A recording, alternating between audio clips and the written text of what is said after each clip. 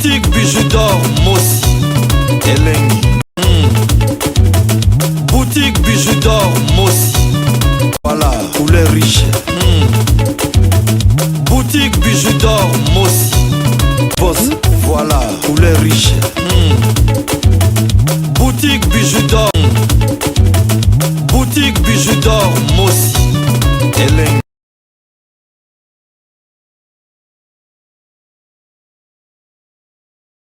Naye kokanga Sylvie awa na ndaku ya mokambi awa na ndaku ya mokambi ridi. Okia mwasi abomilinga makambo abomelinga misala nzoka nde naye kokanga ye awa na ndaku ya mokambi ridi. Ngai Adolphe nazo souffrir. Mwasi musala na ye kindumba kolulaka basali ya Nzambe. Abebisi misala na ngai. Abomi misala na ngai. Naye kokanga ye awa na ndaku ya profeti ya mokambi ridi ye yo ridi afanya telo minase. Na ye lisusu awa tina kati ya chambre esika balalaka ye na prophète mokambiridi yango oyo ngai Adolphe mutu nazo filme oyo. Donc Sylvie uti kobima sikoyo nzambo za malamu. Nzambo za malamu. Na kumisi yo na tondi yo oza ndaku ya mokambiridi na ye kokuta ye awa na Sylvie na ndaku. C'est bon.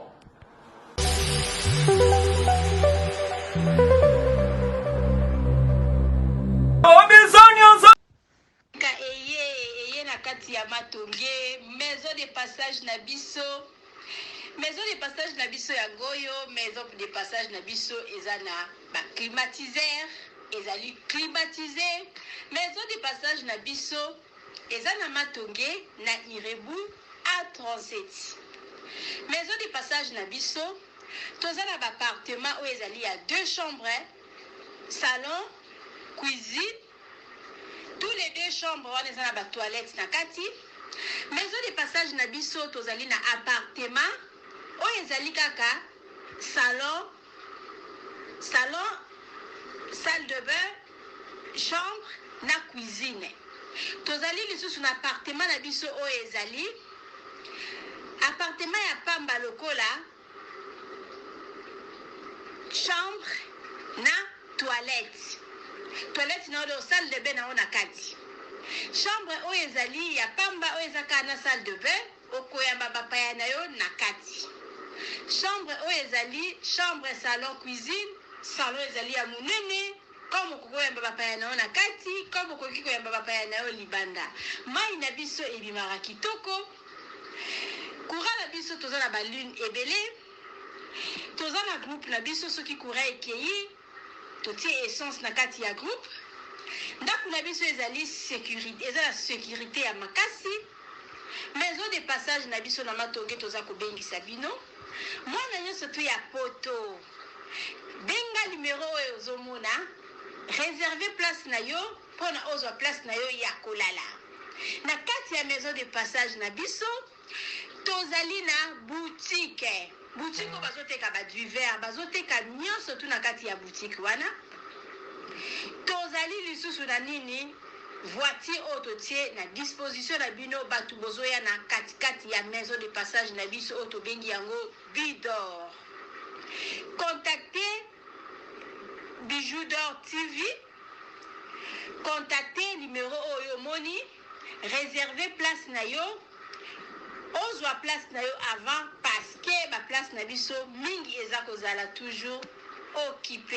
Benga avant zwa place na yo okozala jamais déçu. Merci.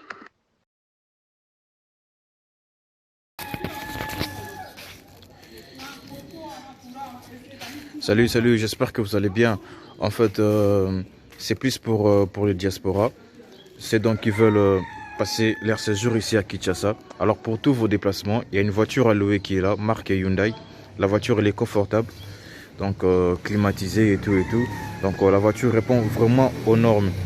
Alors pour tout contact, veuillez contacter Bidor TV au numéro qui suit, plus 49 17 85 52 23 11. Donc je réponds pour une meilleure compréhension. Plus 49 17 85 52 23 11. Donc la voiture elle est là, marque Hyundai.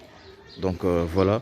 Donc ici nous sommes à Kinshasa. Donc pour tous les diasporas, pendant tous vos séjours à Kinshasa, Voilà, la voiture, elle est là pour vos déplacements et tout. Donc, partout où vous voulez y aller, la voiture, elle est là.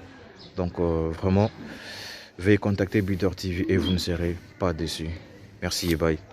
Oui, Botali, vidéo Nabiso, il y a publicité, voiture Nabiso est en Congo, Mutolingo kende na yo Congo, contactez Builder TV na voiture Oyo Tukomona, Okozala jamais déçu parce que Maman Bijou d'or à lobby et Zapo Nabiso, ba diaspora. Maman Bijou d'or nous a besoin de partenaire. Yo partenaire place aux alliés, contactez Maman Bijou d'or. Maman Bijou d'or a besoin de micro, Maman Bijou d'or a besoin d'ordinateur. Vous savez là na musala nanga soko lingi au soutenir Maman Bijou d'or na musala na ye numéro nanga ezawana. Merci.